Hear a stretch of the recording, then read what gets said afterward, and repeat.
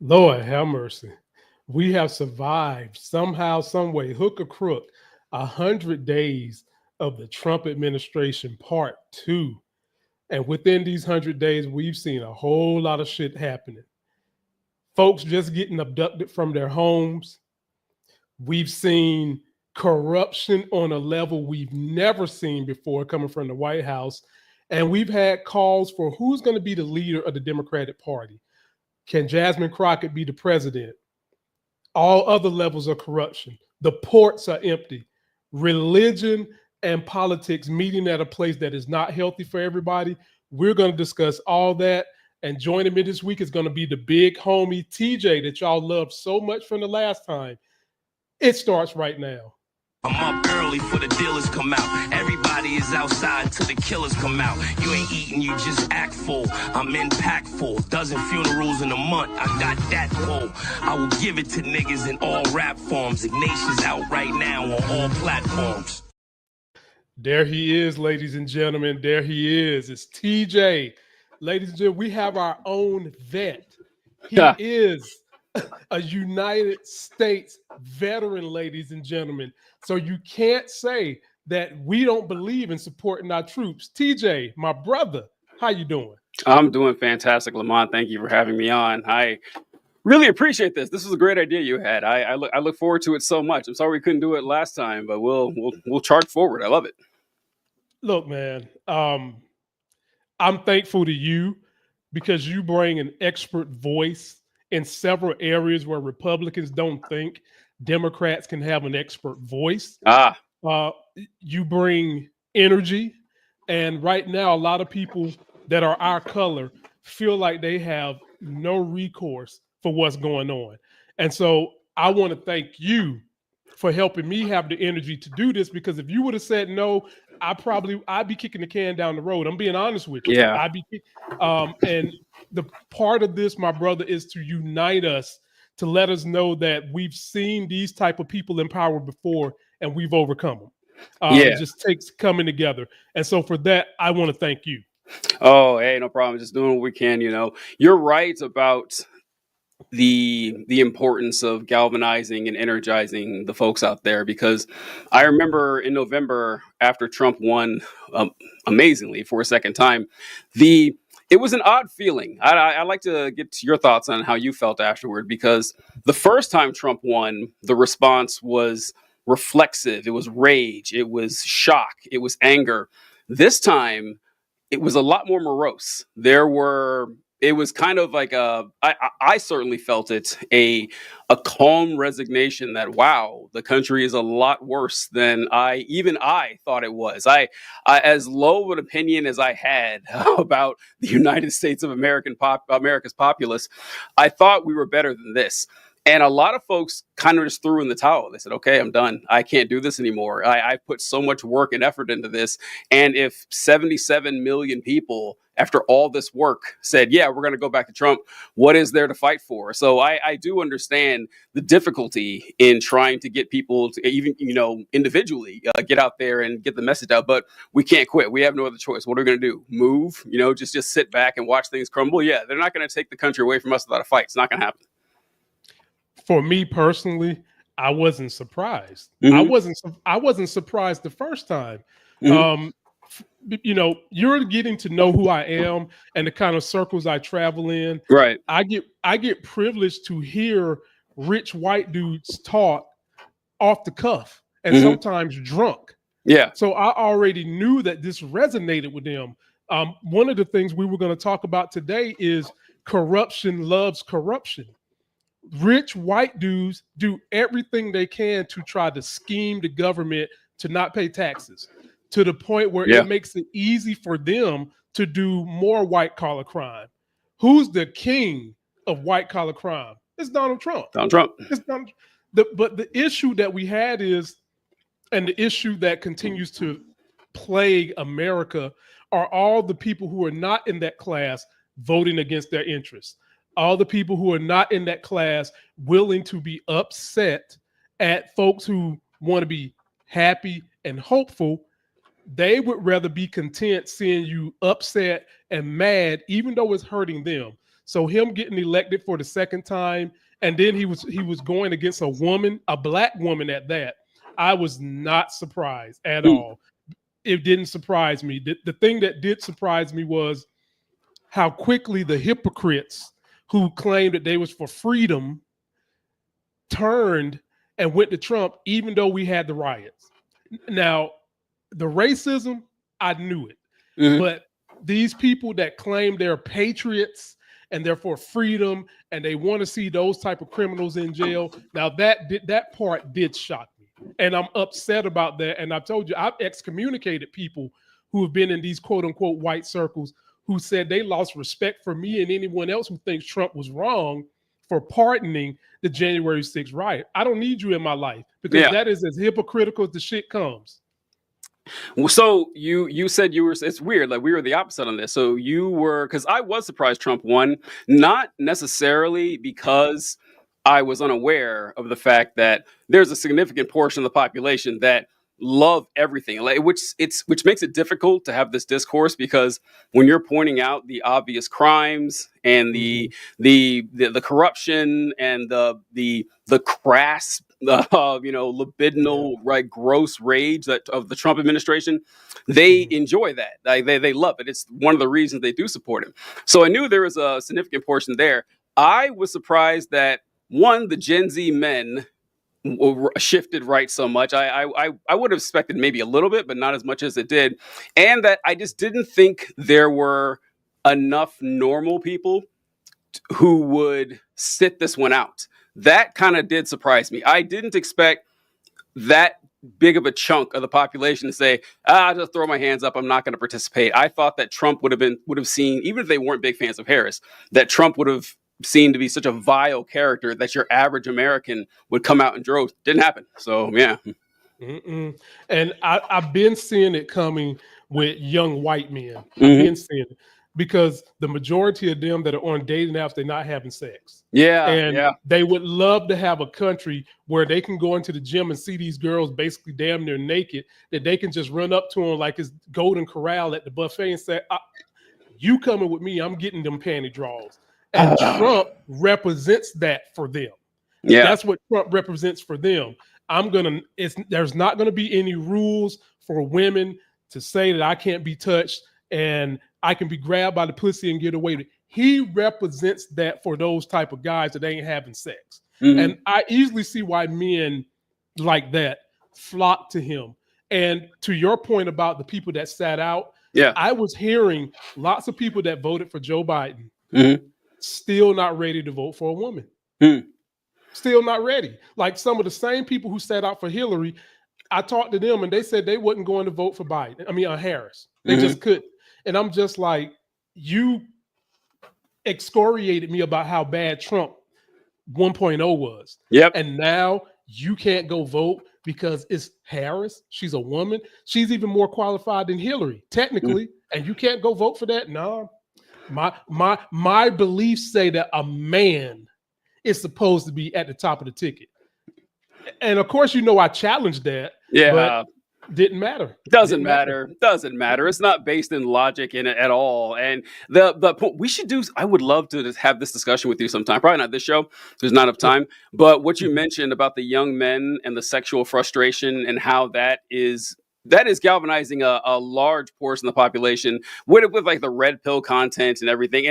And Trump made a lot of haste being on these right-wing podcasts and getting these guys to vote for them as if voting for Trump's going to get them a girlfriend. Folks, it's not. I'm sorry, it's not going to happen. And even at the maximum use of their power for right-wing culture war, what exactly do you guys want? There's no universe in which women aren't going to participate in the workforce. And even if they did, you couldn't afford to support them. You guys don't make enough money. I know you don't. And there's nothing to solve this problem. And I think they kind of know this. And in a way, it's kind of like you said, well, if I can't get anything good out of it, I'm at least going to make the people I don't like miserable. It's spite-based politics, and Trump has tapped into that. It doesn't speak much for us as a nation, but that is where we are. Exactly. Well said.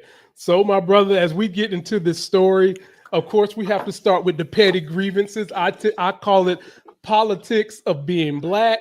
And if you're not African American, we call it the politics of living under MAGA.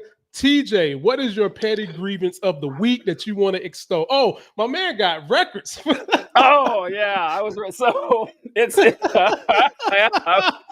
all right. So this one, I don't know. Have you seen this video? Does this look familiar at all to you?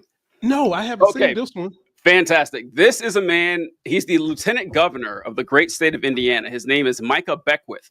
And he is about to, I kid you not, defend the honor of the 3/5 compromise. Let's go here.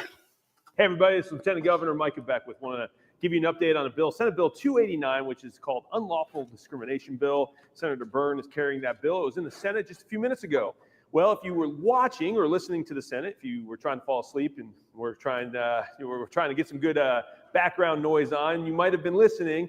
The Senate on the Democrat side, they got up and they started talking about how this bill embodies something to the effect of the 3/5 compromise. They were bringing that up. They were saying this is a bad bill because it actually just encourages discrimination, just like the 3/5 compromise, going all the way back to the foundations of our nation. I would like to share with you the 3/5 compromise is not a pro-discrimination compromise. It was not a pro-discrimination or a slave-driving compromise that the founders made. It was actually just the opposite. It was a compromise that the North made with the South. At the time, there were basically 13 independent nations. They had not really created a constitution. They were sort of a European Union-esque nation. And they were saying to the pro-slave states, hey, if you want to count your slaves to have representation, more representation in Congress, we're not going to let you do that, because they knew that that would codify things like slavery into our nation. And the North stood up to the South.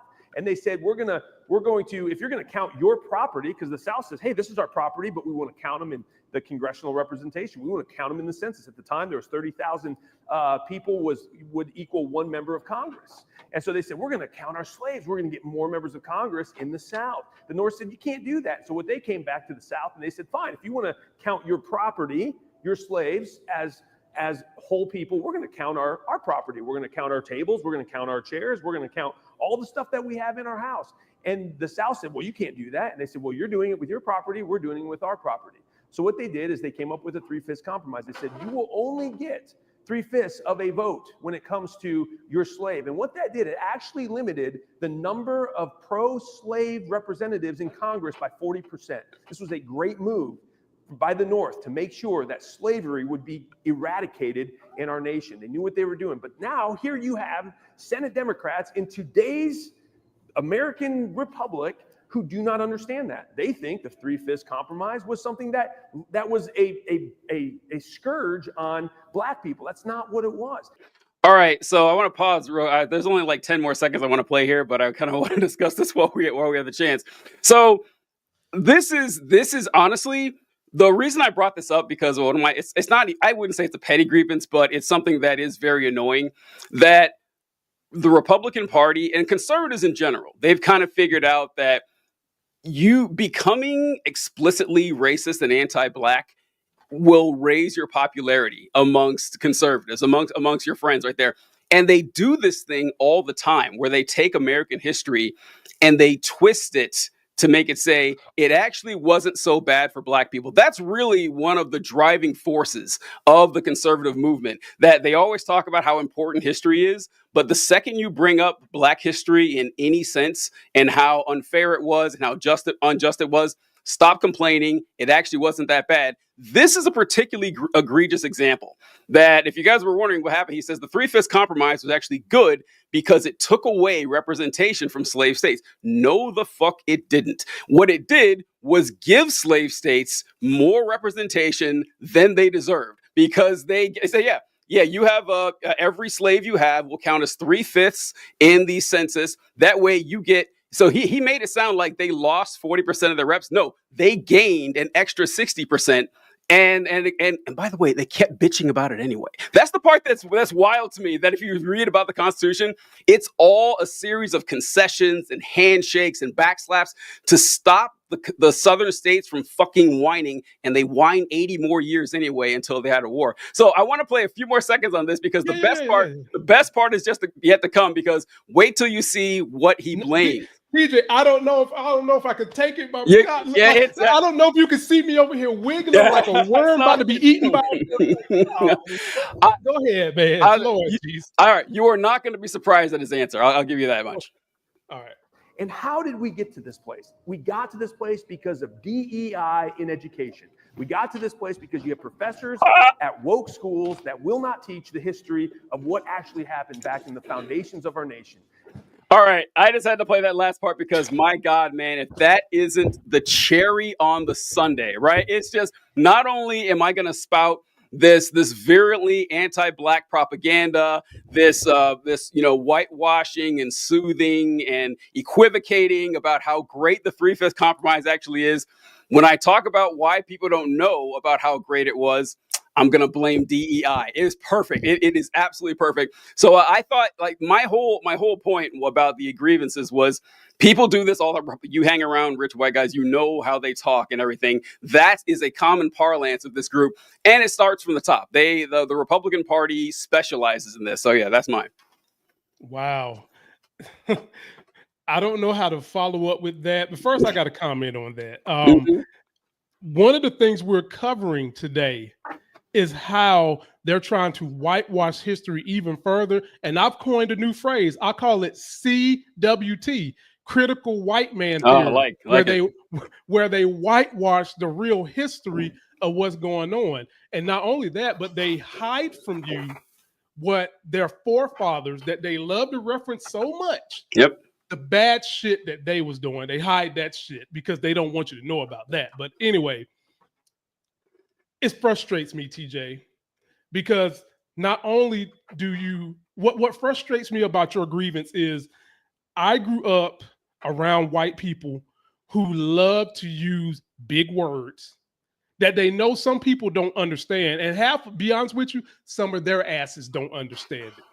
And they use those big words to codify trailer park trash, people who haven't been in certain areas, people who don't have expertise in a certain area. Yeah. Number one, to make them feel good. And number two, to have those people think that they are experts in whatever they're talking about, just like this guy did. Because if you really and truly don't know the history of what he was talking about, that shit might sound good. Yep. What he said might sound good. I can recall right-wing talk radio hosts used to say that Barack Obama wasn't the first black president. And they would say, look it up. And they would say that because they know your dumb white asses have no critical thinking, curiosity, and you wouldn't look it up. But I did. And the person that they was trying to say was the first black president was a Lebanese senator that they was trying to say was the first black president because because he sent letters back and forth to the founding fathers about what the African nations needed from this new emerging country. And they claimed he was a president. How would they try to get away with it? Wow. Yeah, I hadn't heard that one. Wow. That should speak to you about how dumb base is. And it should speak to people about how they want to keep that base dumb for power. That's what they're doing here. And on top of that, they want to keep the generations not in the position of having sympathy and apathy for the plight of marginalized people. Because if you did, children don't come out the womb full of hate. They come out the womb full of ignorance and love. And then they learn good versus evil, what's wrong, what's right, and what would be right versus what would be wrong would be the way this country was built. It was stolen from two groups, if you want to be honest with you. They stole it from the Queen, number one. Then they stole it from the natives that was already. I mean, if we being 100, justice for King George III. Yeah, we got. If we're gonna keep it 100, and that's what we doing. You fucking white people stole it from two groups. Yeah. But you don't talk about that like that. You make it seem like the Pilgrims came here and they broke bread with the natives. But you do. Anyway, I digress. I could go on and on about TJ's politicking while you black. Let me just give you my simple one that is not as deep as yours. I had two, but I'm gonna keep it to one this time. My politicking while black is when I go to a wholesale warehouse, ladies and gentlemen. Wholesale warehouse, such as Costco. And those wholesale warehouses are so that you can get bulk things for cheap. You want to know what gets on my fucking nerves when I'm there? That they got all these T-Mobile and Verizon salespeople chasing me around the produce section when I'm Oh trying to get no! fruit, Oh trying no! to get me to buy their high-priced, high-ass wireless service when I'm in a place of wholesale. And then what even makes me even madder is when the boss and is with two black guys and they'll see me and they'll send the black guy because they think that's going to make it easier for a sale. So, ladies and gentlemen, that's what I'm politicking and I'm being petty on today. TJ, what you think? Am I being too harsh? I No, mean, no, because I understand why you asked that question, because I think in a vacuum, if someone heard that, they probably wouldn't register why this bothers you. But if you're not black, you don't understand that Lamont's gone through this dozens of times in his life. You expect it, you know it's going to happen, and when that happens over and over again, you're like, okay, I see what's going on here. It's kind of I don't want to waste these for labor, but it's kind of like when you're being treated differently because you're black and you know it, but there's enough plausible deniability where you can't come right out and accuse them of it, and it's frustrating. It's very annoying. It's kind of like it's like when you're in a majority white, say, school or business or something, and the photographer comes around, you know he's heading for your ass. You know he's coming for you. Yes. Yep. Oh, we need the diversity picture here, and you recognize this. And when this chases you every single day, you have to block a lot of it out. Honestly, you have to say, okay, that happens. But when you notice it, it sticks in your mind. You are not being unreasonable at all. I understand. Okay. All right. Well, let me get you to the subject matters at hand. I know you are a man who likes to go through these subjects. So let me give you the subjects and you pick which one you want. All right, let's go. It's some good ones this week. So this is all the things that happens this week. And it's some sad shit. Number one, it pays to be racist. Something you've already hit on. That's number one. God doesn't want diversity. That's number two. The big lie of the GOP. That's number three. Critical white man theory. That's number four. And last but not least, could Jasmine Crockett actually win the presidency of the United States in the next election? Pick which one you want, my brother. All right. I'm going to go with it pays to be racist because I'm pretty sure I know what you're talking about. And I'd like, to go over the story. Oh, Lord. Well, ladies and gentlemen, before I play the clip, there is an Anglo-Saxon woman who looks nasty as hell, trailer park crash as hell, holding a baby that claims a black baby took something out of her baby's bag, and she refers to calling him the N-word, nigger. Over and over again, somebody pulls out the camera, and normally the camera has been the thing to get people to chill out. Well, not under Trump. No, she continues to say it. And then on top of that, ladies and gentlemen, instead of being embarrassed, she got paid. Take a look at this bull jive. You call him a nigger, the child? The fuck you talking Did you about? call the child the nigger word? None of your fucking business. It is my own business. You call him a nigger?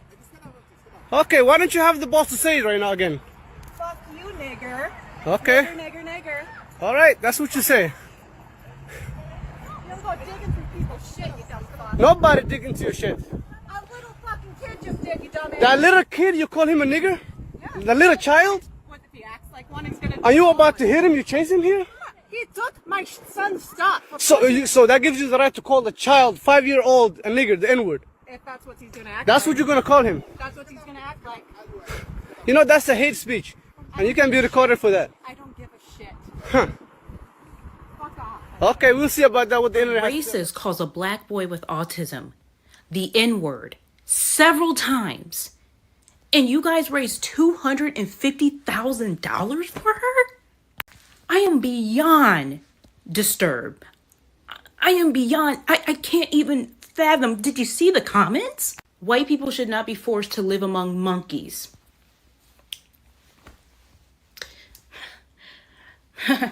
Black fragility is getting pretty tiring. Sometimes to be accurate, you have to use unpleasant speech. White advocacy. I want to say that I'm shocked. But I'm not shocked. I'm angry. I'm angry because are you kidding me? Disregard everything that little black boy and the people around him had to deal with.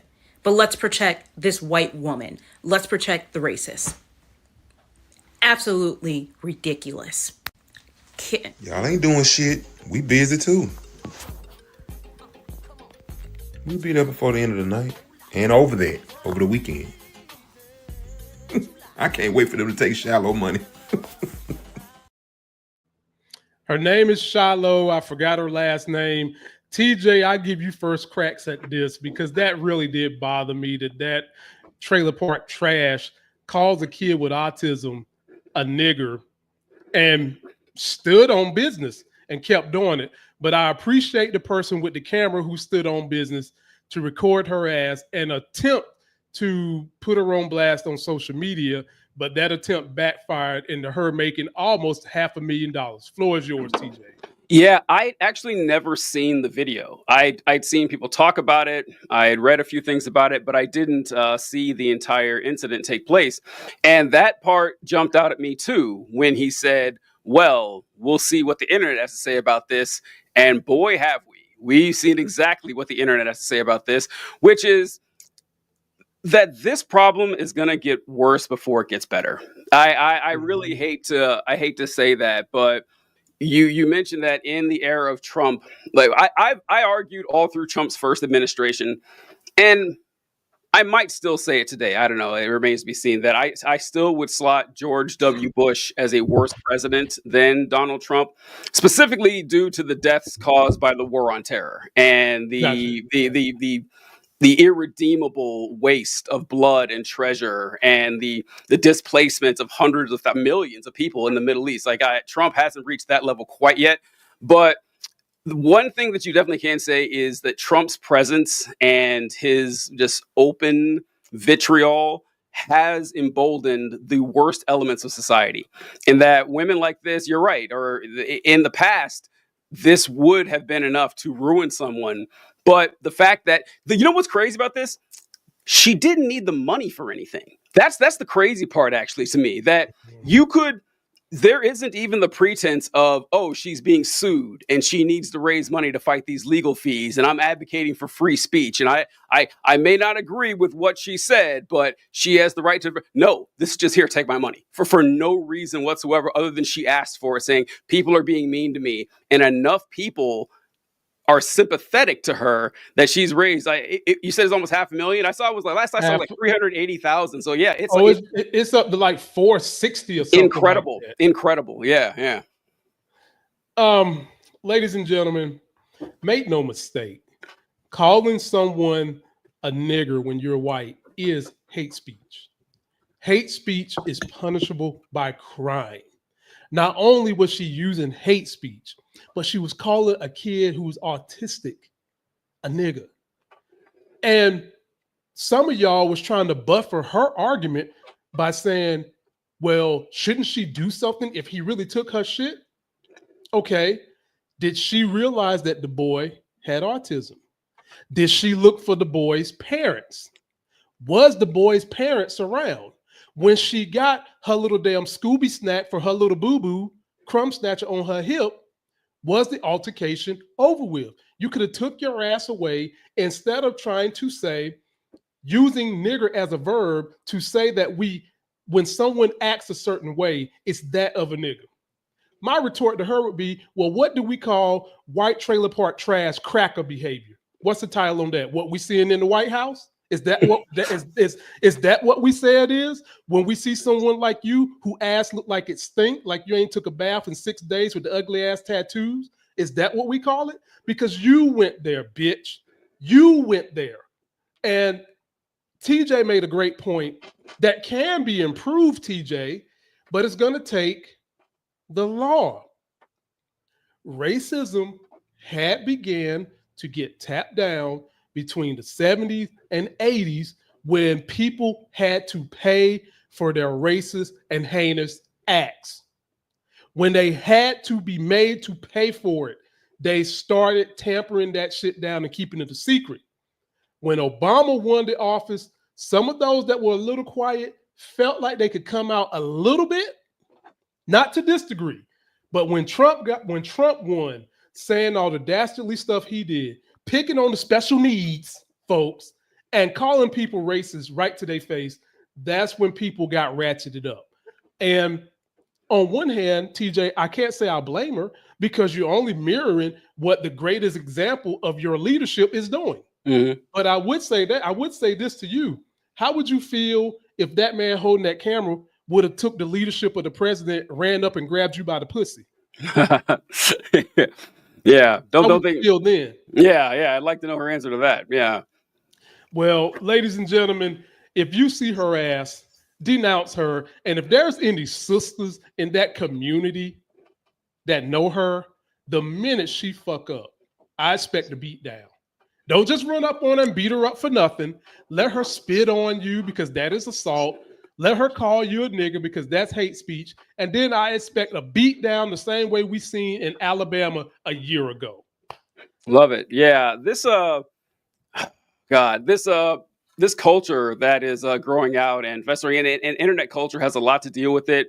Yes. Becoming there was a conservative influencer who basically did the same thing last year, but it wasn't quite filled with this much venom. She was just talking and she kind of dropped an N-word like in a rap lyric or something like that, And of course, people got upset. Her account got banned on TikTok, I think, and she tried to start a social media profile on this. This is the next evolution of that, and I don't see this fixing itself anytime soon. Lamont made a fantastic point that the project of ending racism, we never fully committed to it in the United States. We keep doing these half measures. Ironically, starting with the 3/5 compromise, it started right then and there, where the North is saying, "Well, we got to get this union together," and a lot of them were abolitionists or they didn't have slavery. They said the South refused to drop the slavery thing, and this is actually another thing going back to that same thing where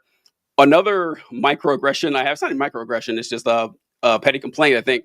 But when white conservatives will say, "How dare you criticize these dead people in the past? Don't you know that the United States is the only nation that went to war to get rid of its slaves? Like, doesn't that mean anything?" Is that, well, you could look at it that way, or you could look at it like the United States was the only nation that loved slavery so much that they were forced to go to war with themselves. It cuts both ways, right? It's why they try to say, well, like 250,000 people or 500,000 people died in the Civil War to free the slaves. No, half of those folks died to free the other half died defending slavery. And just how devoid of compassion and care and love. And I wouldn't even go as far as criticizing her for criticizing the autism thing. He's a 5-year-old boy. He's a 5-year-old. Can you imagine a 5-year-old doing anything to you that would get that kind of reaction? It's a 5-year-old child. Kindergarten teachers every week are telling kids, "Hey, keep your hands to yourself. Don't take other people's stuff." And this 5-year-old takes something that doesn't belong to him, and that is her reaction. That isn't about the 5-year-old. That's about her hatred of black people. I think Liam Neeson told this story years ago, where he said that he used to harbor a lot of resentment. Sorry if it's not Liam Neeson. I wanted to smirch the guy if he didn't say this, but I just realized that. But a celebrity, I remember talking about when he said, when I was younger, I used to have this resentment toward black people. I didn't like them because when I was 12 or 13 years old, a black kid in my neighborhood stole my bike. And so I was angry at black people because of that. And then he said, but as I got older, I said, well, wait, why am I mad at black people and not mad at thieves? Why is that my immediate jump right there, that I went, oh, black people are the problem and not, oh, thieves are the problem? And that's what I got from that interaction. Her rage wasn't about the theft. It wasn't about the kid. It was about black people. And she found a way to vent that frustration. 100%. Ladies and gentlemen, post your comments. Let us know what you think. TJ's information is in the video description. Puts on an amazing TikTok show, my people. You've got to go check it out. Keep you engaged, keep you energized through the week. Go check it out as we move on to the next subject. So, TJ, what you want next? You want, because basically your grievance kind of ties into pretty much everything that I picked out this week. You got God doesn't want diversity, the GOP big lie, critical white man theory, Jasmine Crockett for president. Let's Which go one? right down the line. Let's go with God and diversity. I'm not sure what this one is. I'm interested to hear this one. Okay. Well, ladies and gentlemen, one problem that we are having that is just so bad in this country is that the GOP has been able to tie religion with policy when the two are supposed to be separate. And what blows people's mind is how they're able to do that when the policies that they're enacting don't have anything to do with what God would want you to do. And so in this example, we have a TikToker that I want you guys to go follow who is an atheist who watches other people's religious videos and talks about how you shouldn't be putting that into policy. And this time he ran up on a girl that actually came out of her mouth and said, God doesn't want diversity as a way to buffer her stance on diversity in America. Take a look at this. Diversity for the sake of diversity is not a strength that we see outlined in scripture. Like, there is absolute. Wow, a little bit of a self-own there, right? Listen, guys, okay, the Bible doesn't talk about diversity. Listen, it's not something that God requires. Do not get into the game of acquiescing to worldly demands for so-called social justice. The secular worldview that people deserve to be treated with justice among society. Only a heathenistic spawn of Satan would come to such a devious conclusion. Being advancing God's kingdom by equipping students to preach the gospel, to love God and to love their neighbor, and then let them have that problem. You stick to the truth. You stick to what's right. I'm very passionate about that for churches. And you stick to the truth and stick to what's right. You'll notice Christians do this all the time. They're probably the worst offenders of this, which is vague platitudes that don't mean anything. And if you try to apply meaning, could mean anything. Literally, we have stick to what is true and what is right. What's true? What's right? A ton of progressive ideals are based upon empiricism. That probably means it's more likely to be true. But you're against that. So you're against what's true. To these people, what is true and what is right is whatever sits right in their little tummy tum and also seems like it can vaguely be analogous to something in the Bible somewhere. So TJ, you see how I was just complaining about rich white dudes and white people in general love to use big words and these sentences to get you twisted up. This is another example of that, my brother. Another example of that to try to win you on their side if you're not educated.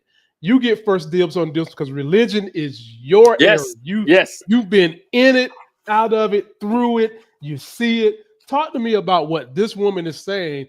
And could a real God be against diversity? So my answer is yes. And I this is why we talk about this religion thing all the time, that the problem is it shuts down critical thought.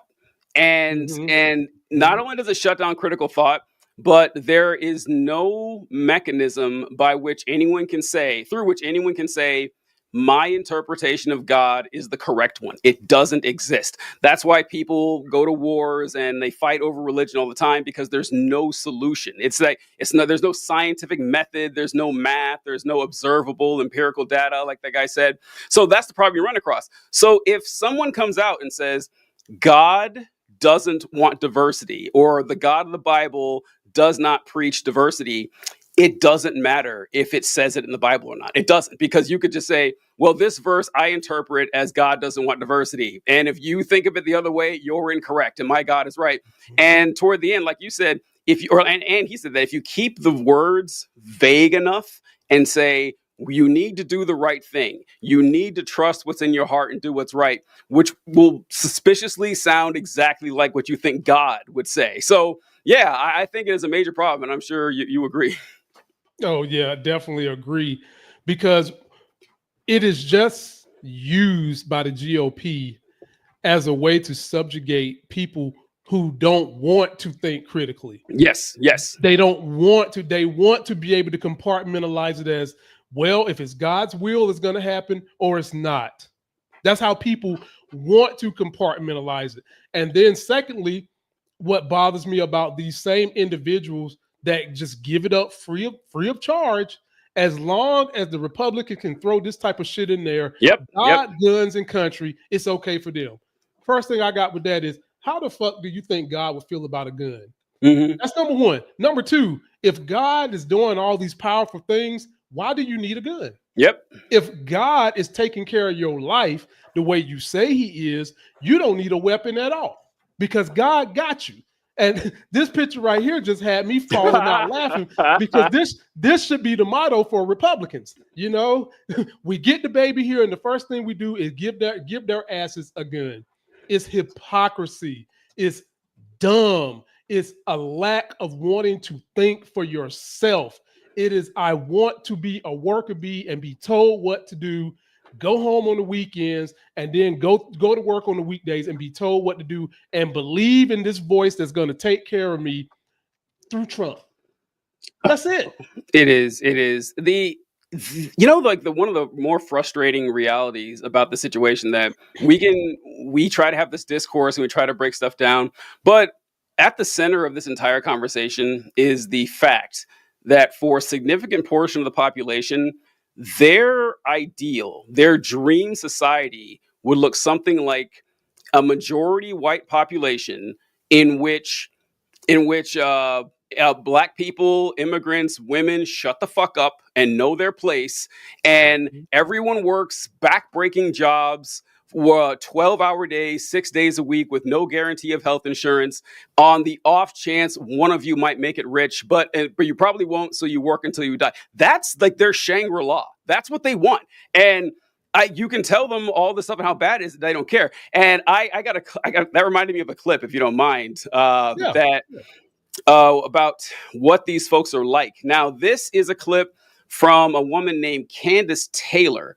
Now, Candace Taylor was the chair of the Republican Party in Georgia's 1st district, I believe. Now she has a radio a program that she shares, but this is when she was running for governor, I believe. And you see in the background, it says Jesus, guns, babies. That was her campaign slogan when she ran for governor. But this is her thoughts on the separation of church and state. That's not going to happen either. We're not making backroom deals with sheriffs. They're the highest constitutional officer in their county, and they're going to do the will of the people. I don't mind handcuffing them either. So, I mean it. I've heard from sheriff corruption all over the state. We've got some awesome sheriffs, and praise the Lord for them. Pray for them. Even if you have a corrupt one, pray for them, and pray that they're replaced really quickly if they're corrupt. But I don't care. I don't mind handcuffing any single person who breaks the law and goes against our government. The Constitution says when you commit treason, it's You know what? I think I put the wrong clip. Sorry, my bad. Very unprofessional of me. But the clip that I was looking for, the clip I was looking for, well, at that same speech, she says that she doesn't believe in separation of church and state because they are the church and they run the state. That was the quote that I was trying to find from her. That's what the Republicans think. Yeah, that's their entire ethos. And there's no defending or arguing of this. That's just how it is. I mean, what the fuck they think we Game of Thrones? They do. Yeah. Man, get out of here, man. That is why we're in the trouble we're in right now, because these people that push this God religion shit do not believe in it. And if they do, it's very loose base, because when they get in power, they do everything that goes against what God would really and truly want to happen. And it's just ironic to me that you've got clips loaded and people, me and TJ didn't rehearse what we was going to do today. We come to this just seeing how we're feeling, surprising each other and getting our first reactions. But a lot of what I'm talking about today, ladies and gentlemen, is the eye-opener to what is going on in government. And I'll leave it there with that one. But you guys, please subscribe to TJ on TikTok. You know how to find me. And we'll go on to the next story we've got. TJ, the GOP big lie, critical white man theory, Jasmine Crockett for president. Let's go with Jasmine Crockett for president. I haven't heard this one either. Let's go. Okay. Well, this one's all on me. But Okay. I've got a clip of Jasmine talking about what's going on in the last 100 days, and there's been a rallying cry for her to run for president. So let's take a look at her breaking down Trump's last 100 days, and then we'll discuss her and the presidential run. All right, y'all. So it's been 100 days since you know who has been officially sworn into office. And we need to do a quick recap on what he has done. And yeah, it ain't good. While the list is quite extensive, and in fact, I could actually give you more than 100 things that he has done that has been absolutely insane this entire time, we ain't got time for that. So here we go with the top 5 diabolical, disastrous, deplorable, detrimental, dumb decisions by Don. Number 1, mass deportations, including American citizens. Number 2, these ridiculous tariffs. And let me tell y'all, like even the kids know that this is dumb. And let's not forget about his bestie, Elon and Doge. The absolute destruction of checks and balances. And finally, not only cutting our federal services, but cutting our federal workforce. God bless each and every person that has dedicated so many years of service to this country as a federal worker. I see you. All right, so there you have it. Just 5 ways of this fool tearing shit up. Don't let anyone gaslight you. He's not just talking, he's doing. And we are truly watching our democracy unravel in real time. I know you're tired, and frankly, I am too. But rest can't come before resistance. I'll keep fighting with truth, with power, and with purpose. And I hope you will too. Well, TJ, Jasmine Crockett on my channel is way, way popular. Mhm. And there are a lot of people that would like to see her run for president, because, and I think a lot of it has to do with she has been ferocious in the face of threats, in the face of Trump being transactional, in the face of Trump just trying to be a bully. She hasn't backed down. But I will follow that up by saying we've had AOC who hasn't backed down, and Bernie Sanders, God rest his crypt keeping soul, Yep. he ain't backing down. Nope. And because of that, I think people initially look at these individuals like, we need you to be president. The question to you is, could Jasmine Crockett win as president? That's a difficult question to answer because I think a lot of it depends on time. I don't think she would win in the next election cycle, but I can foresee a universe in which she could, maybe 10, 12 years down the road or something like that. Because I'd like to get your opinion on this, because I think you mentioned earlier with Harris and everything that you said a lot of people wouldn't vote for a woman. They just couldn't bring themselves to do it. And I heard a lot of people mention this as the reason that Harris lost. And that's fine. Like if you want to make the assertion that this is or she couldn't have won because people weren't going to vote for a woman, but I'd always follow that up with, okay, that's part A. What is part B? What is your solution to this problem? Because if you go into an election saying, well, we did everything right, but we couldn't win because the population is too racist or too sexist. Okay, look, that might be true, but you have to follow that up by saying, therefore, our solution is we can never run a woman again. And I don't think that's the answer here. I think that there's a lot of growth and stuff with society, but I was curious of your thoughts on that. Oh, actually, you're going to answer about Jasmine Crockett too, so I guess it'll be the same thing. First of all, she is more beloved than Kamala Harris. Well, yeah, far more. Yeah. Universally. She stands on far left business more than Kamala. And just those two factors alone would get her more votes than what Kamala got. Mm-hmm. Because if we talked about this last week, how it's funny how people that voted for Trump also said that they would vote for AOC and Bernie. Insane. When there are two juxtaposition ideologies. But why why people would vote for them? Because they are real. They are real. And Jasmine has those qualities. Here's the caveat to that. Jasmine looks more sister girl than Kamala Harris, which could possibly go against her. Yeah. So do I think she could win? It all depends on the candidate she would have to run against. If she had to run against Trump, no, she's not winning. She's not. She's not far left enough as AOC and Bernie are to galvanize the people that sat on their hands, wanting someone that was more to the left. One thing that I know hurt Kamala was this trying to weave in the middle shit, running around with Liz Cheney and Adam Kissinger and trying to unite the middle. That caused a lot of people to sit on their damn hands because they wanted someone to be more to the left.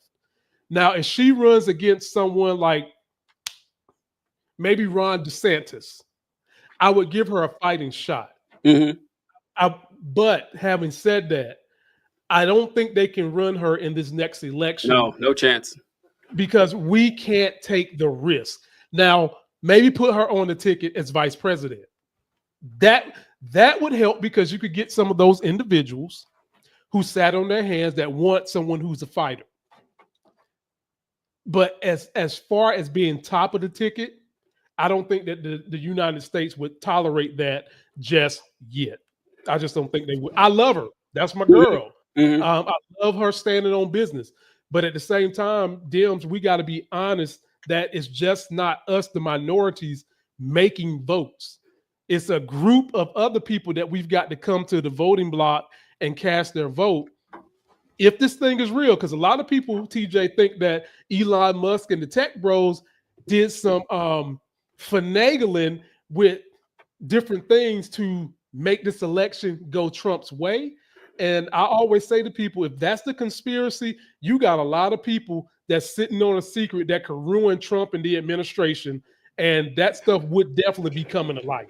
Oh, so yeah, I feel the same way. I've seen a lot of people. I don't want to take it off course with the Jasmine Crockett thing. Go ahead. But ever since Trump won, I've seen, I would say, an alarming number of people who think that Elon Musk used Starlink to steal the election because of, stuff he said. Like Joe Rogan said, I was sitting with Elon Musk, and he said, Trump's got it won like 2 hours before it was called.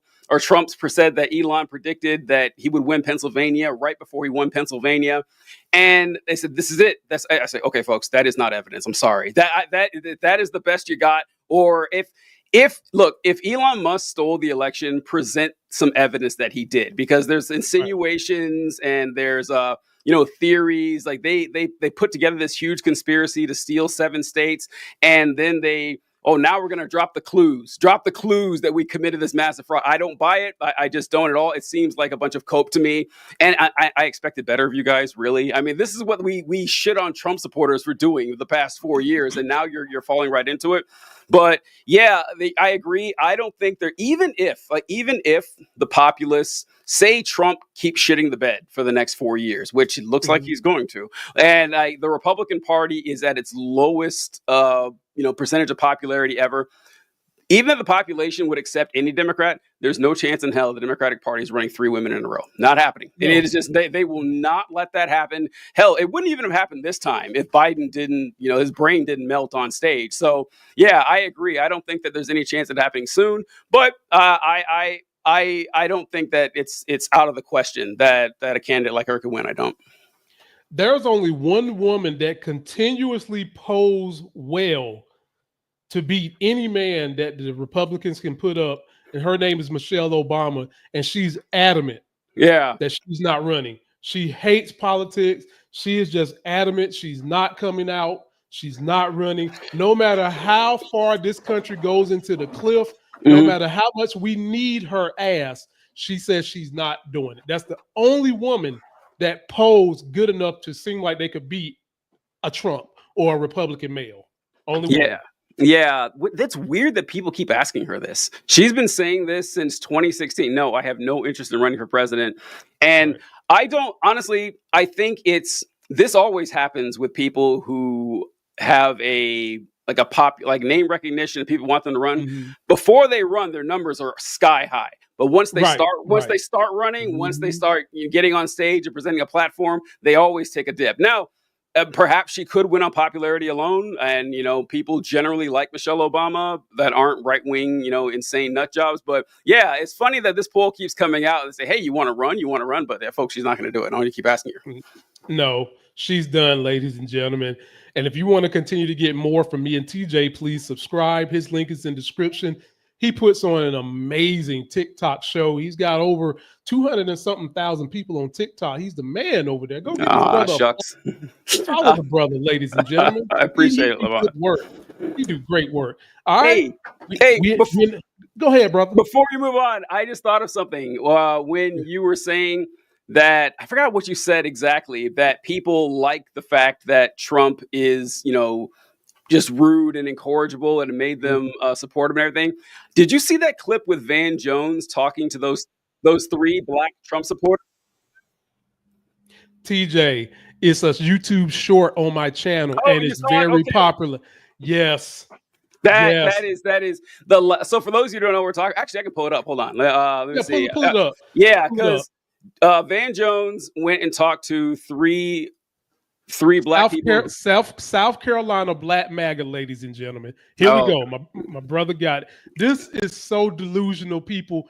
If you just ate, close your mouth, because I don't want to see food flying out. You had to do it all over again. Would you vote for Donald Trump again? Yes or no? Yes, I would.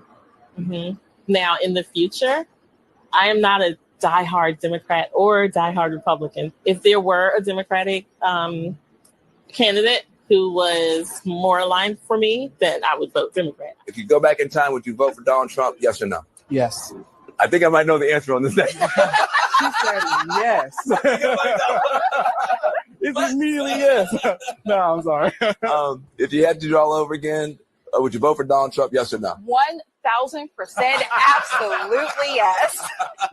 These folks, I don't understand. I like seeing like 3 black Trump supporters sitting around the table. I saw a longer clip. I don't know if it was one you saw where he asked the guy, "Hey, what was it that made you vote for Trump?" And he said, I like that he was an asshole. I like it. I love that. And I may not agree with everything he does, but I love that he's a prick all the time.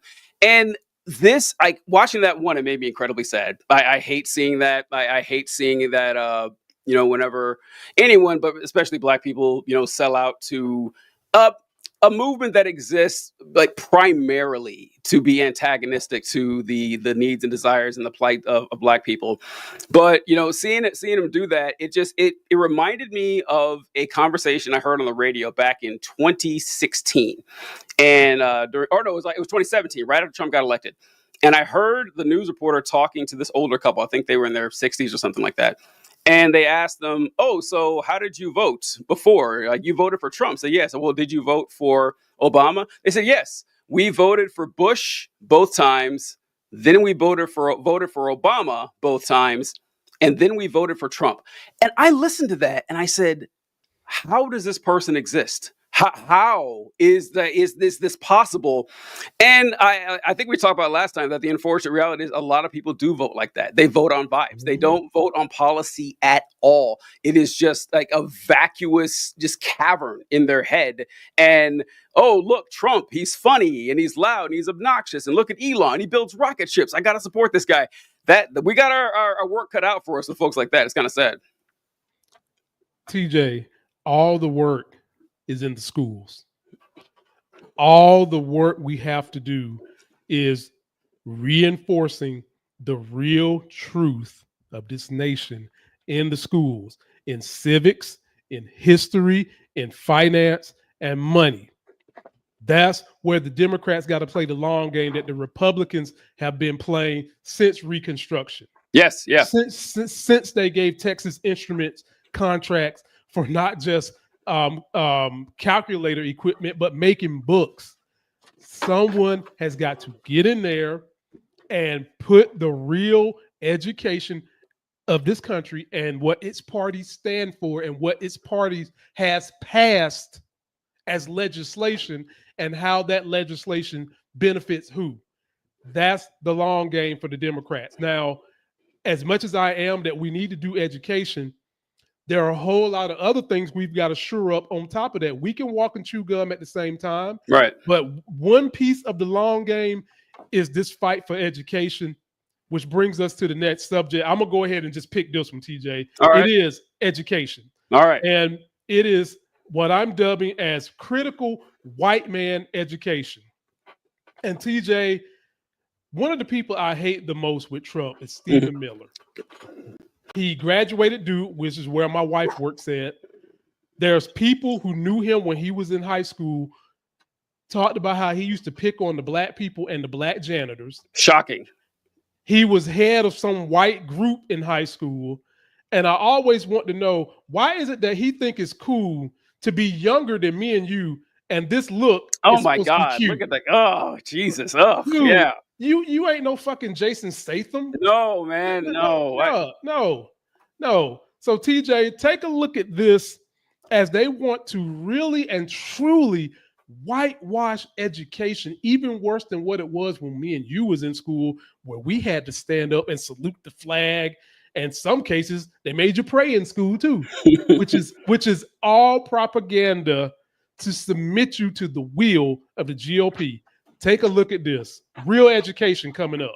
This administration is also fighting to get critical race theory out of our school districts. Children will be taught to love America. Children will be taught to be patriots. Children will be taught civic values for schools that want federal taxpayer funding. So as we close the Department of Education and we provide funding to states, we are going to make sure that these funds are not being used to promote communist ideology. For any nation to be successful, it cannot teach its children to hate themselves and to hate their country. So these are a few of the areas in which President Trump has fought the cancerous, communist, woke culture that was destroying this country, where we were led to believe that men were women, that women were men, that racial discrimination was good, that merit was bad, and that safety and physical security mattered less than the feelings of liberal ideology. When I was in school, we mostly learned the great man theory of history, which teaches that history is made by great men doing great things. However, what I really learned could be called the great white man theory of history, because it was mostly about white men doing great things. And it was only later that I realized when we learned about these great white men, we only focused on their accomplishments and positive attributes, and never once explored their racism or connection to white supremacy. For example, in school we learned that George Washington was a hero who led the Continental Army to victory over the British during the American Revolutionary War. We learned that he was the first American president, and he set a great example of how to be a democratic ruler instead of a king. But we never focused on the fact that he owned hundreds of enslaved African Americans during his lifetime, or that he received his first slave at the age of 10. We never talked about how when Washington needed new teeth, they made his dentures by pulling teeth out of the mouths of enslaved people he owned. We never focused on the fact that when one of Washington's slaves ran away, like Harry Washington in 1781 or Ona Judge in 1796, he was obsessed with capturing them and returning them back to a life of slavery. When we learned about Abraham Lincoln, it was always about how he was one of the greatest presidents in U.S. history, and how he was a hero for freeing the slaves during the Civil War. What we never discussed is the fact that he held many racist and white supremacist views. We read the Gettysburg Address, but we didn't read his 1858 debate with Stephen Douglas. In that debate, he said, "I am not, nor ever have been, in favor of bringing about in any way the social and political equality of the white and black races. I have never seen, to my knowledge, a man, woman, or child who was in favor of producing a perfect equality, social and political, between Negroes and white men. I am not, nor ever have been, in favor of making voters or jurors of Negroes, nor of qualifying them to hold office, nor to intermarry with white people. And I will say, in addition to this, that there is a physical difference between the white and black races, which I believe will forever forbid the two races living together on terms of social and political equality. While they do remain together, there must be a position of superior and inferior, and I, as much as any other man, am in favor of having the superior position assigned to the white race." TJ, I knew you would like that one because you are a Abraham Lincoln historian. Well, me too. I knew it. We riffed on this before. Yeah. But basically, they're not teaching the real history of the schools as it is. They are not giving the real history that people need to know right now. And where Stephen Miller wants to take us is going to be even worse. In his little speech, he was trying to make the argument that understanding about slavery is bad, understanding about people having different backgrounds is bad, and that the only way you can really and truly love this country is as you submit to its love. What the hell happened to, as you go through the experience of the country, you fall in love with it? What the hell happens to you earn the love that you get from a country, not just give it? And having said those things, TJ, I give you the floor first. Yeah, it's really chilling to hear that stuff, because what Stephen Miller was saying was always implicit in American education. It was always implicit, but the fact that they're confident enough to make it explicit is kind of terrifying, because, like you mentioned, the saluting the flag and pledging allegiance to the flag of the United States of America. By the way, I do like in the pledge that you pledge allegiance to the flag first and the country second. I always thought that was odd. Like, you think it'd be in the reverse order, but that's not a normal thing in other countries, where children, 6-7-year-olds, offer oaths of fealty to the state every morning before school starts. That is bizarre shit. If you saw other nations, go ahead. We've seen that during Hitler's time. Yep. That's that's one of the most documented times we've seen fealty pledged to a nation. I'm sorry to break in. Just wanted to throw that in there to buffer your argument. Yeah. It is nightmarish stuff, and it's so commonly practiced and expected that when you bring it up, hey, isn't it weird that we have loyalty oaths said by people in their single digits who don't know what the hell they're talking about? And they said, no, what's wrong with you? This is good. This is patriotic. Because patriotism essentially just means, to these folks at least, that you treat the United States like you're the parent of a shitty kid. Like, let's say, you ever known a parent who has a kid who's a troublemaker, who's acting up, and the kid is not paying attention to school, the kid's a bully, the kid's a petty criminal, and you talk to the parent and say, oh no, not my Jimmy. My Jimmy's great. My Jimmy's fantastic. How dare you criticize my Jimmy? That's how they treat the United States of America. It's like, oh, what? Lincoln said this? Why? No, not George, not Georgie. He wouldn't do something like that. And the fact that they want this more than it already is. I've said this for a long time, that going through the American education system and being taught our history, it essentially guarantees you will be a conservative. Like, it exists to tell you that the United States of America holds a special place, not a unique place, because every country is unique. No, it is special. It is better. It's American supremacy. We deserve everything. When we landed, however we landed in the country, it was manifest destiny for that. It was the right thing to do for us to go from sea to shining sea and kicking the ass of anybody in our way. So the fact that he wants to pour it on even more, it's not good enough, because what people get wrong here, this is where the miscommunication happens when it comes to this topic, is that what that guy was saying, what Lamont and I are saying, is teach history as it is. Don't shield people from the truth. And they say, well, you're trying to say that George Washington and Abe Lincoln were evil men and they did nothing commendable. No one said that. Like, that is not what we're saying at all. It's like, nobody is 100% evil or 100% good. That person does not exist. This is why I always fight against this narrative that we worship or we adore or lionize anybody from the past, because once you say that, anybody can come along and correctly point out something bad that they did. No, it is actions, it is beliefs, it is it's thoughts, and it's goals. Those are what we laud. Like I say, if you like, we can say a lot of bad things about anybody, but this thing they did right here, I respect that. That means a lot to me. Whether he was a good person or not, I don't give a fuck. It doesn't matter. That action is what I'm talking about. But that's not what Stephen Miller wants. That's not what Trump wants. Not what Republicans want. They want to put this mythology that the United States is this pristine, shining city on the hill, and you're a communist, as if these folks, they couldn't define communist to save their mother's life. But they throw it out there that any criticism, not even criticism, any accurate depiction of the past is anti-American. And it's absurd, but it's been a long time coming. They've been working with us for a long time. That's why I say Democrats have to play the long game. Yes. Teach the unabridged history of the country and let the children pick their side. The Republicans and white men don't want no part of that. And TJ, why do they not want any part of it? Because I was always taught by these same hypocritical white men that the truth shall set you free and that there is never a bad time for the truth. Be like Captain America and Superman and tell the truth. TJ, why would these white guys not want the full truth of how this country was started?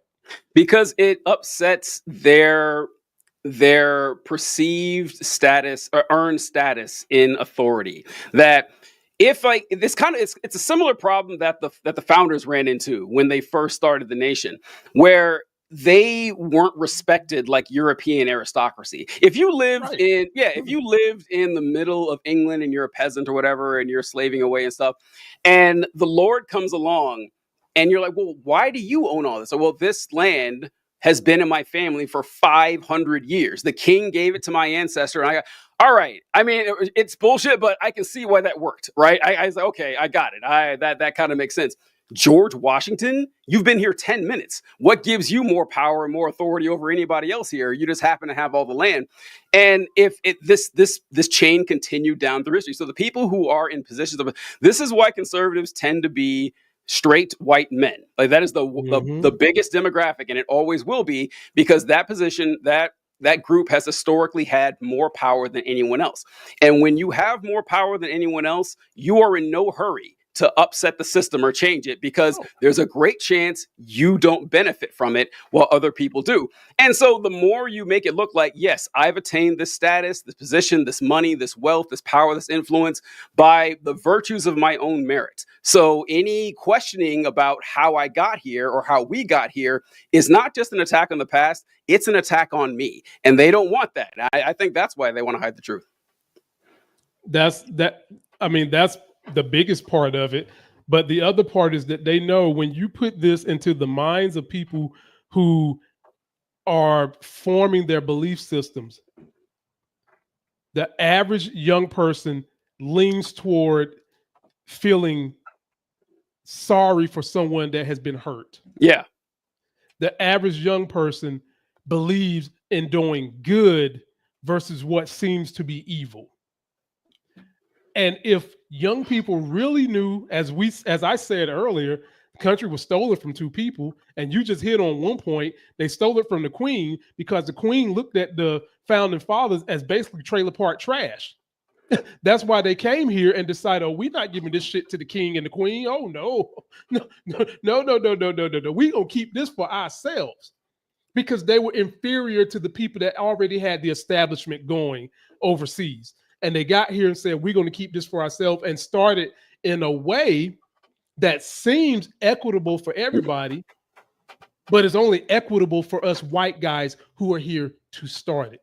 And so, Dems, as you make this grand plan, it has got to start with education of history, the financial system as of the last 20 years and how they pilloried that, and thinking critically.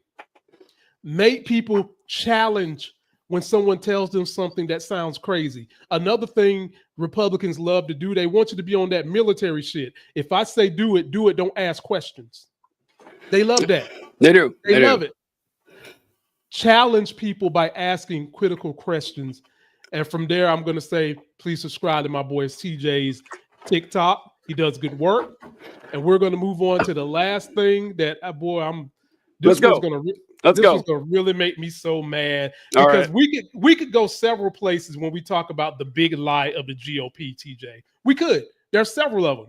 Yeah. But the main one that I'm focusing on, because I've been in these rooms, I've dealt with Anglos, I've dealt with poor Anglos. I've dealt with them.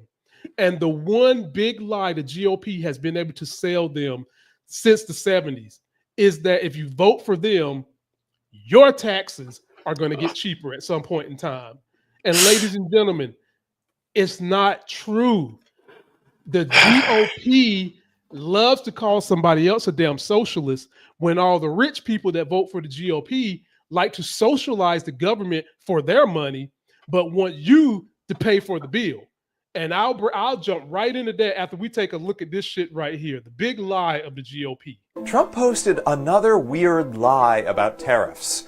On Truth Social, he wrote, quote, "When tariffs cut in, many people's income taxes will be substantially reduced, maybe even completely eliminated."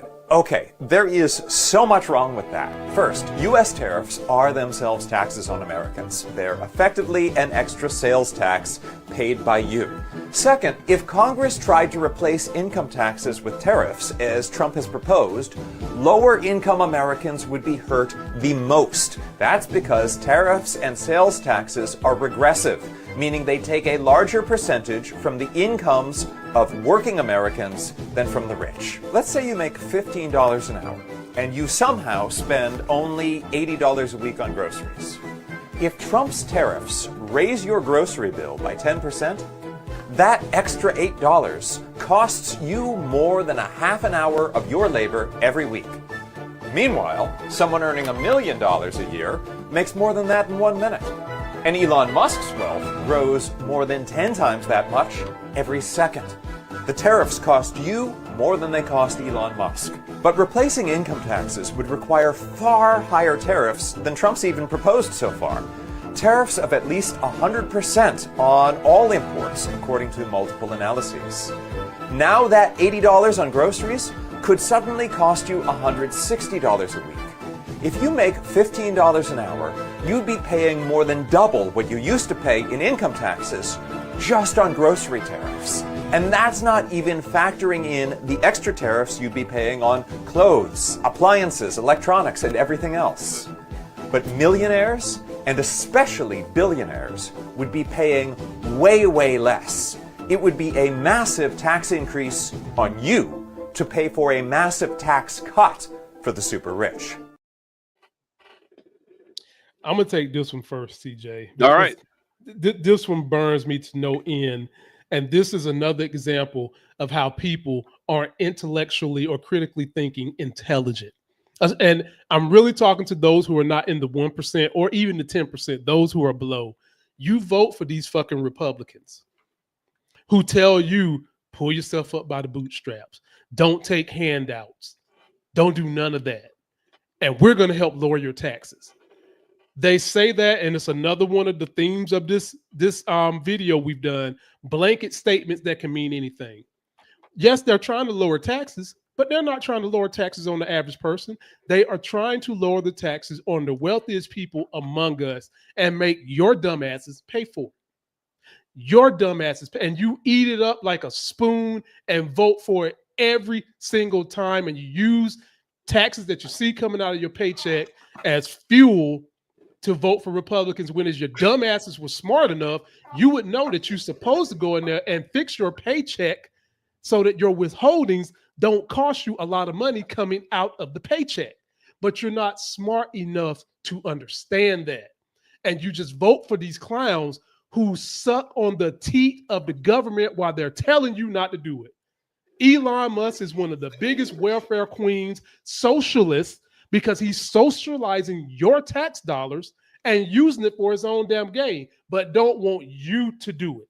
The Koch brothers, another one, who go into these communities, get all these damn tax breaks, offer your money, and then tell you to vote for them. They're going to lower taxes, but they're not going to lower it for you. And I could go on and on and on about how the small business is the backbone of business in every community, but you guys never get shit from the government because you keep voting for these rich guys that gobble up all of the social capital that you should be getting because you are too silly to vote for Democrats. You're too silly to vote for that. It would hurt. It would break your finger if you voted for what's gonna help you. My message to you people, start researching these bills that the Republicans put out that are not trying to help the average person. Biggest example of this that we're looking at right now is tariffs. Trump told y'all he was going to do this tariff thing. He did. He told you. He told you he was going to do it. And y'all not being critical thinkers, not wanting to research, didn't believe that you was going to be paying this tax. You thought somehow magically China, Mexico, and Canada and all these other places was going to pay for it. And now you truck drivers, 90% of y'all that voted for Trump, asses is sitting with empty trucks because the port's not coming here because of these tariffs. You're sitting there. And economists taught me that one way to know what's getting ready to come in the economy is what's going on with truck drivers. And if truck drivers aren't moving shit, something bad is about to happen to the economy. Republicans are going to always try to enrich their rich buddies, find a way to make you, the average person, pay for the taxes to subsidize the money that they want to give to their rich donors and their rich buddies. And you guys keep falling for the banana in the tailpipe every single year instead of trying and voting for people who want to put safety guardrails in place, who want to put a more of a socialized system in place so that all that money that you're paying to socialize the rich, you can socialize your damn self. Floor is yours, TJ. Couldn't agree more with everything you said there, Lamont. And what the frustrating part about this is there are two categories when it comes to conservative Republicans. There are deceivers and there are the deceived. There is no third option. That is it. You can be one or you can be both. A lot of them are both, but there's no chance that you're neither one of them. And and so Lamont talking about the fact that obviously your average Republican is not rich, let alone obscenely rich. That is a very small percentage of them, but they parrot the talking points of the rich every fucking time. I think last episode we mentioned, how many times have you talked to a conservative making $45,000 a year and they're deathly afraid of the estate tax? They say, wow, I'm going to work my whole life and I'm going to leave a few $1,000s in a house to my kids and the government's going to take a big wet bite out of it. No, they're not. But you can't convince them of that. You can't, because they've heard rich Republicans complain about this because it would affect them. They have estates worth $40 million. Yes, the government's going to take a bite out of that. And they should, by the way. Anyway, there are no good arguments against estate tax on wealthy estates. None whatsoever. Because, do you want an aristocracy? Because if you get rid of the estate tax, you're going to create a de facto aristocracy. But this is like, I was going to say a bad habit. I think it is absolutely, accurate. But Republicans have, I can't remember the guy said this, they have a human capital problem. The MAGA movement specifically, in that a lot of the folks there just aren't that bright. They're just not. They're not. A lot of times they'll talk to folks like Lamont and I, and they'll say, well, why are you being so condescending? Why are you talking to us like we're children? Buddy, you don't give me a choice. I have no listening to you guys talk. You have no idea how anything works. You're profoundly uninterested in figuring out how they work. You don't know anything about science, about economics, about history, basic goddamn math. There's nothing there. So coming at them with everything that Lamont said, which is true, that this movement exists for essentially the sole purpose of fleecing as much money from the bottom to the top as they possibly can, while making you upset about ancillary issues that don't affect you at all. People in Minnesota voting because they're worried about the southern border. People who've never met a trans person in their life. There's no trans person in their county saying, wow, I got to make sure that these trans folks aren't winning swimming events. It's just insane. And you talk to them like, this doesn't help you. And which, saying you're stupid, by the way, is the generous interpretation. That is me being nice. Like, that is the best case scenario, that you're as dumb as you sound. Because if you're not acting out of stupidity, you're acting out of malice, which I'm afraid is a lot worse. And this is a problem so you guys ever wonder why you look at other developed nations and they have such a strong safety net compared to us? You go anywhere, you travel any first world country, you're going to have universal health care. You're going to have strong social welfare systems that just don't exist here. For as often as people complain that everyone is like, poor people are sucking money from the government, travel somewhere else sometime. We have nothing here. If you're poor, you're fucked here in this country.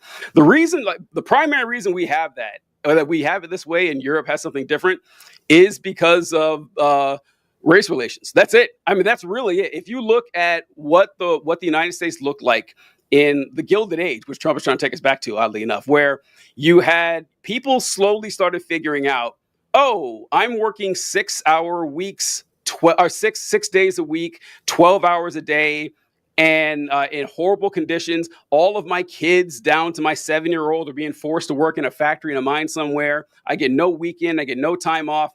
And I have a lot more in common with all these workers here, regardless of where they're from, what their skin color is. We have a lot more. And that's when the labor movement started building up. Right. And suspiciously, this is right around the time that ethnic minorities like Irish or Italian, who had never been considered white before, now they are. Hey, folks, I got a deal for you. The problem isn't the fact that these bosses are treating you like garbage. The problem is the black people who are taking all the jobs. And we can't do things like that Europe starts to do, within a few decades of offering universal health care. That might be great for you, but the black people are going to take it. But you don't want that, do you? And that's the beating heart of this movement, that they don't want any marginalized, disenfranchised group to have anything good. And if they suffer, that is a small price to pay, because the spite is what carries them. Well, you people that are that dumb and spiteful, keep voting for MAGA. Eventually, you're going to get flushed out. You will. You will get flushed out. TJ mentioned something that if we had the time, I could riff on this too. Not only are you all succumbing to the upfront stuff that Trump is doing to you by not being smart enough to know that a tariff is a tax on you, he's dropping these regulations that harm you too. Yes. They just dropped regulations on the poultry industry because one of the biggest donors to his fucking inauguration was a poultry manufacturer. And y'all ready to start seeing your families and your friends get salmonella? Y'all ready to start seeing that? Yes, they are. That's the part that's insane to me, right? They are. They will take the salmonella. They will die of dysentery. They will catch measles. They'll do all the shit. It doesn't matter. And I think a lot of it ties into, this is just my half-baked thing. Actually, no, it's like conservatives are obsessed with social hierarchies. Like it's conservatism doesn't work without it. So the rich people who are in power have either gotten there by one of two means. Either God has chosen them for it, or they are smarter and harder working than everyone else. Either way, they deserve their status in life. They deserve their place. And a lot of them will say, a lot of us describe conservatives as temporarily embarrassed millionaires.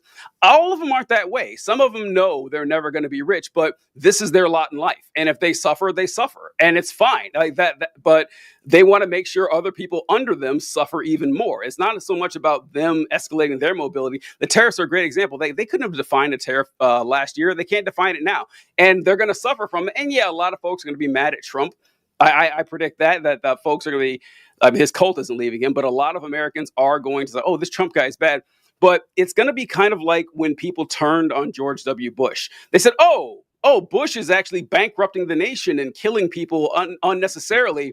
That they didn't turn to the right answer. They did. They said, oh, Bush is bad. This is a particular problem with Bush, not my entire ideology that's based on nationalism and racism. They never turned from that, and they're not going to turn from it now. Trump's going to crush the country, and few people turn their back on him, but they're going to be like this for the rest of life. Past a certain age, you're just not going to change. You're just not going to change. It's probably like 40 or 50 or something, where that is who you are. And if you're an acerbic bigot, you're going to stay one for the next 40 years. It's sad, but what do you think? Some people will change depending upon the severity of how it impacts their life. I've seen a lot of bigots who become grandparents to mixed children. Yeah. And now all of a sudden they can understand the plight. I've seen people who don't want to have anything to do with the gay LGBTQ plus community find out that their daughter is lesbian now, and now all of a sudden they understand the plight and are willing to vote for the rights of the LGBTQ plus community. And unfortunately, when you start talking about something like finances, which is cutting these people right now, for some reason that doesn't register to their brains the way that something with a family member would register to their brain. But they can change, but it's got to be something visceral and in their face that causes them to make the change to start voting for their interests. Yeah, am I being too harsh on them? I don't think I am, because when this happens, because you're completely right, where you'll see this with a lot of Republican politicians. This applies to. They're stridently anti-queer. Oh my God, my kid is gay. I like gay people now. Really? That's it. Like this. You didn't logic your way into this at all. It wasn't until something affected you that you decided to change your mind on this, which makes me question your integrity, and your intelligence. I have to do both. And this happens. It's so frustrating, because why would I trust your judgment moving forward? Like, these folks who are mad, they say, oh, they're government workers, shocked that Trump fired them, surprised. These government workers who voted for Trump and said, I didn't know I was going to be fired by Trump. And then this, I don't like Trump now. You won't see any of these folks saying, I changed my mind about Trump because what he did to those people. Trump is being cruel and taking the rights away of immigrants. I changed my mind. No, it has to be something about them. And look, that's the way it is, and I hate it. But it's I don't know. My brain works better than yours, folks. Like that, the people right there, it just does. I don't know what to tell you. No, I mean, and there is fair criticism to be laid on those people, harsh criticisms, because the very things that parents teach their children, learn from my mistakes so that you don't have to go through those mistakes, are exactly what me and you are arguing for. You shouldn't have to feel what another group of people, marginalized people, or anyone for that matter, is feeling in order to understand that it's harmful. Yes. You shouldn't. Yeah. You shouldn't. That's right. Like empathetic reciprocity is the foundation of civilization. It doesn't work without it. If you are incapable of understanding that other people have feelings, emotions, and needs too, what are you doing here? That's why, and honestly, that's why I say the conservative movement is essentially performative sociopathy. That's it. I care about me, maybe my family members, and that's it. I don't give a fuck about anybody else. Like, I don't know. The thinking is really bad. Ladies and gentlemen, before we get out, go ahead, TJ. Oh, you have a hard out? I wanted to talk about something. No, that's not a hard out. I was about to clarify something that we see a lot from right wing pundits. Mm-hmm. I always say this is the type of shit newbies to political talk love to throw in your face. Oh, here we go. It's a few of them. I'll give you two examples of them. Number one, they always talk about, well, it was the Republicans that freed the slaves. We covered that last week, TJ, so we're not going to go back to that. We're not going to go back to that. All right. Here's another one that they love to throw in your face. Well, America's not a democracy. Oh my God. Wow.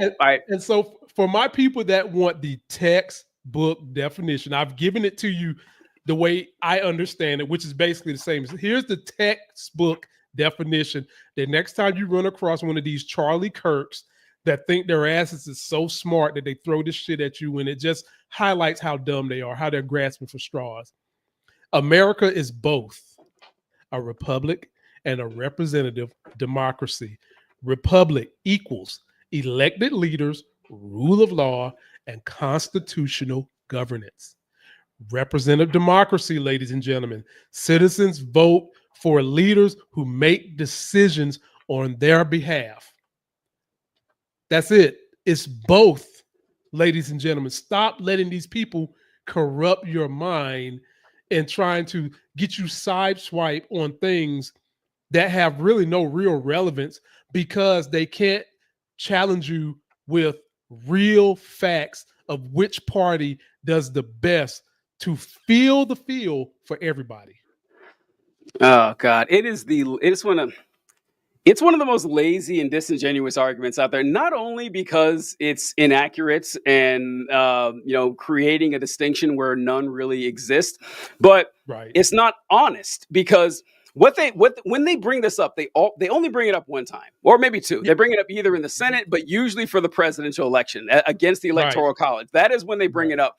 And what they say is, listen, we are a republic, so it's okay that the Electoral College is a confusing, undemocratic mess, because, we aren't an actual democracy, because a democracy is mob rule. And what what they are saying is that they're trying to paint a picture that doesn't exist, in which a pure democracy, which I don't think has ever even existed. Like a pure democracy has never existed. Never in human history. Never. Yes. And even kingdoms wasn't pure.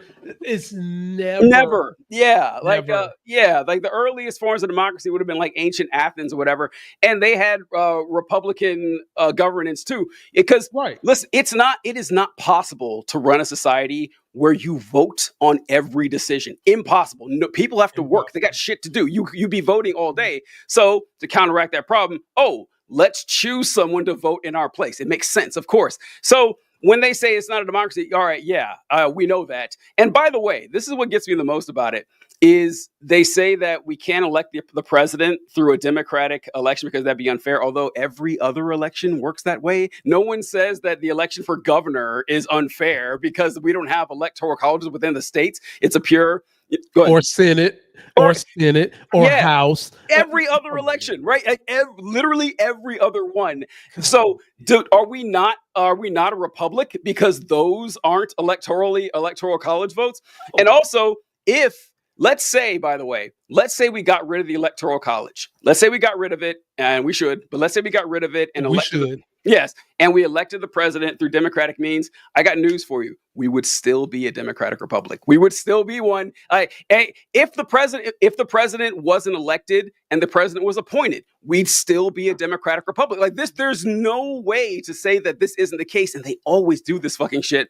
And they always argue against democracy itself because they hate democracy. Thank you. They hate it. They will accurately. This is the one thing they say that's correct, is that the founders didn't like democracy. That's true. They're correct. The founders didn't like democracy. I don't give a shit. I don't give a fuck. I don't care if the founders didn't like democracy. The founders didn't want.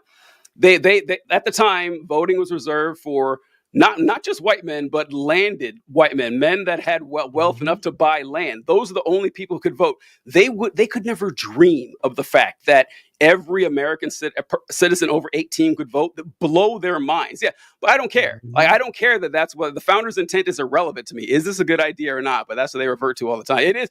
Sorry, but that is one of my. Oh God damn, is that annoying? Yeah. Oh my God, man! It's so that's stupid. what I was, bro. When we first started this conversation, I brought up to you shit that I hear from, talk radio show hosts, GOP. Yep. And now it's morphed more into these social media folks. This is the type of stuff that they throw at you, man, because they have no real factual substance to stand on. I mean, here's one, like they talk about how Trump is deporting these people unlawfully, most of them, because he's not giving them due process. But they don't want to mention that at this same point in time, Biden had lawfully deported more people. Mm-hmm. And he did it lawfully. Everybody got due process, and some of those people didn't even get deported because of the due process. Put that in your pipe, Republicans, and smoke it. What you got for us, TJ? I saw you had a stack of stuff over there. Oh boy. Okay, so I wanted to end a little. I want to say it's lighthearted, but it's not, because it's going to raise your blood pressure, but it raised mine. Oh God. All right, so it's not political, but it does fall into the realm of education. And I thought of this when you had brought this up, that we have a severe lack of critical thinking in this country, and it is. If we don't get this shit under control, it's going to collapse. Like, this society cannot work with people who can't think. It's not going to happen. Mm-hmm. Did you happen to see any clips from Mark Lamont Hill talking on Joe Budden's podcast? Well, about I heard it was a heated debate, him debating like flat earthers or something like that. Yeah. So. Oh boy. Okay. Oh, this boy. is. Man. Lord. Oh God. Oh, all right. So this God. is Mark Lamont Hill, and he's talking with a few people, Ish and some other guy in there on Joe Budden's podcast. But here, let's go at it. So you don't believe like the people who left the earth and looked down at it? Oh hell no. Hell no, we don't believe that. Why we always get the same picture? It's the same thing. I'm sorry. For thousands of years, we've determined that the earth is a sphere. You got it, bro. Okay. I'm not saying it's not. So why would you be open? That's like, but you're not saying it is. Exactly. Hey, look, you said for thousands. You believe in gravity. Like if I jump up in it, it's going to come down, right? Mm-hmm. If I came in and said I'm open to the fact that gravity doesn't exist, that would be like a strange thing, right? Because we have evidence of it. what's the evidence that that the Earth could be anything? Let me answer that for you. This is your question. Prior to that, we quote unquote knew for a fact the Earth was flat, right? Until it was disproven. Yes or no? It's a little different. What's the difference? If I say I think there's nobody in that other room, based on my knowledge, there's nobody in that other room. That's the best knowledge I have. And then I walk in there and see somebody in the other room. And then you're still in here saying, well, I don't believe you went in the other room. So that's why I That's asked. all. You may not have went. It's possible you could have told me that you went in the other room. What if I sent you pictures? You see what I'm saying? Like, we have so much evidence of the Earth being around. Okay, that is a small segment of that exchange in which Mark Lamont Hill has to rehash 7th grade science with these guys, and they're getting offended, they're getting mad, they're getting insulted that he's talking down to him. But how could you not? How could you not? And I saw this, and I have a postulation here. I have an idea that I want to get your opinion on. I am calling for an intervention on all barbershops. All barbershops.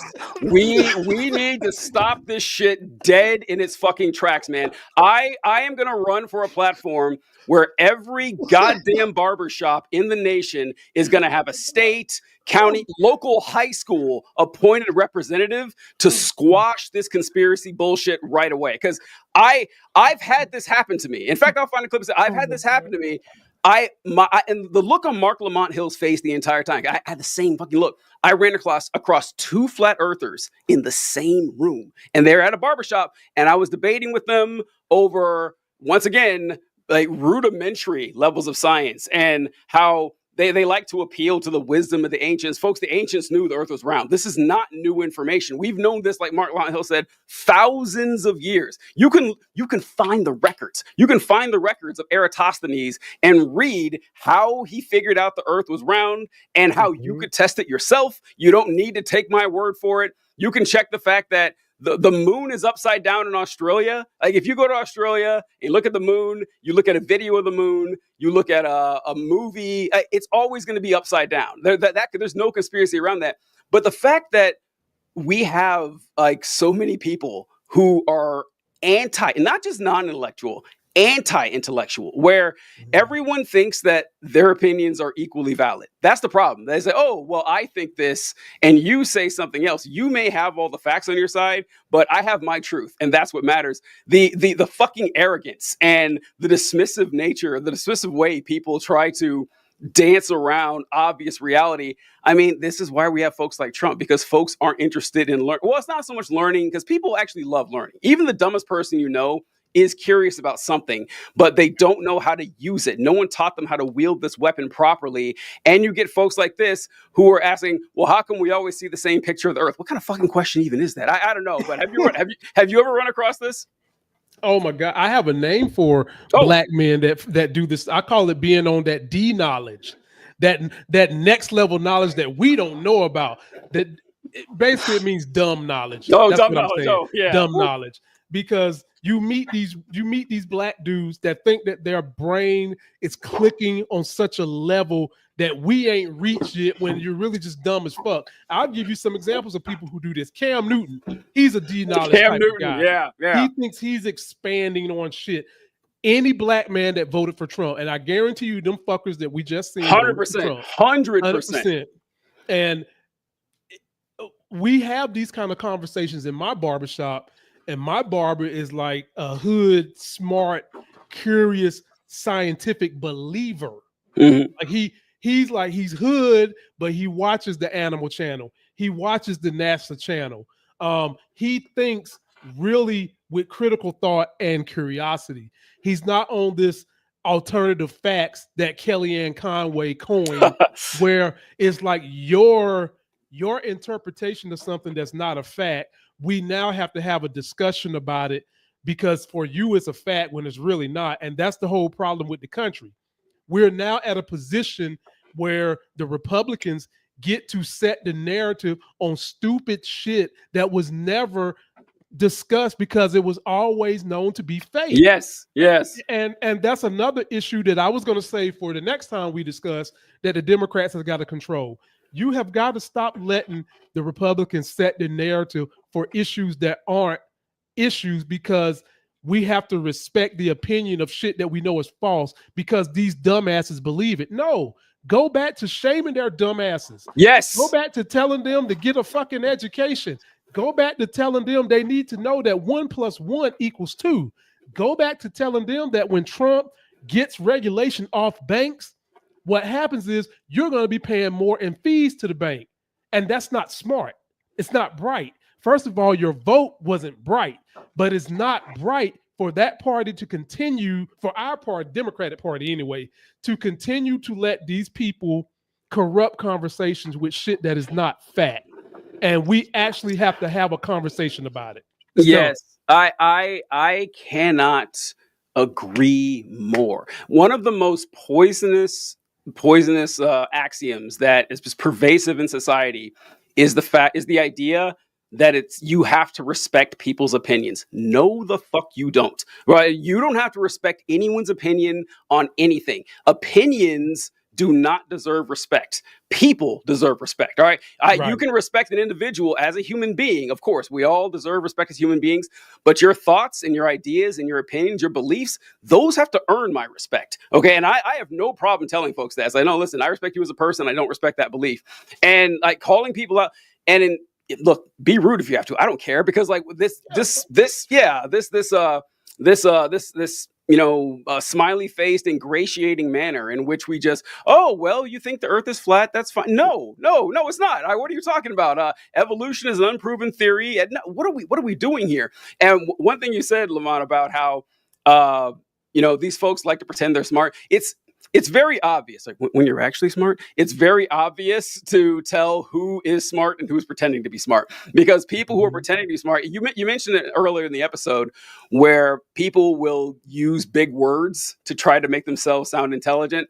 And the funny thing is, you can use a lot of big words and let people know you're intelligent. But as long as you use them properly and within context that people can figure it out, then it's fine. That's how smart people actually talk, right? Right. Mm-hmm. So, like, for example, if I have a crowd in front of me and I use like a large, let's say I say obsequious, and they may not know what obsequious means. But if I say, oh, I remember this time I was in 11th grade and I got home late, and I knew my mom would be mad, so I made sure that I was really kind and obsequious and doing everything she wanted. They can figure out through context what that means. That is how intelligent people speak. Unintelligent people throw in a big word in a clunky and truncated manner. But one more thing I want to add. One of my favorite things to do, this actually happened at a different barbershop when I'm debating conservatives and stuff like this, is when you debate conservatives, once again, they're not that bright, but they will recognize that you are. And so they say to me, hey, look, man, we may have our disagreements, but you're clearly intelligent. You know what you're talking about. I think you're a smart guy. I love it when they say that, because I never say it back. I never say it back. I never, ever say it back. They're like, oh, man, we disagree, but you're a really smart guy. I'm like, thanks. And I just leave it there. It is, I fucking love it, man. And it happens all the time. They always walk right into that trap. I recommend you guys do the same. You got to be smart to do it. But when it happens, keep that in your holster. It's great. God, see, ladies, if you want this kind of intelligent mayhem on a day-to-day basis, you have got to go in my video description box and subscribe to this man's TikTok. I expect some of all my 365,000 subscribers to go check this brother out, because he will keep you engaged and entertained all at the same damn time. And his name is not that of Sierra's baby daddy, but he can do things at the same damn time. Nice. Ladies and gentlemen, be sure to subscribe to our channel. Come back and check me out. I'm gonna read one super chat because somebody remembered. DeMarcus Vaughn hit me with a $10 super chat. Hey. Happy early birthday. Hey, brother, I appreciate you, man. I'm surprised you even remembered, but I am very grateful, and I appreciate you sticking through all my content. Every time I've transitioned to something that's more important, you've been there for me, and I'm very grateful. And having said that, ladies and gentlemen, till that next Sexy as Hell video with me and TJ, we'll see you. Later, guys.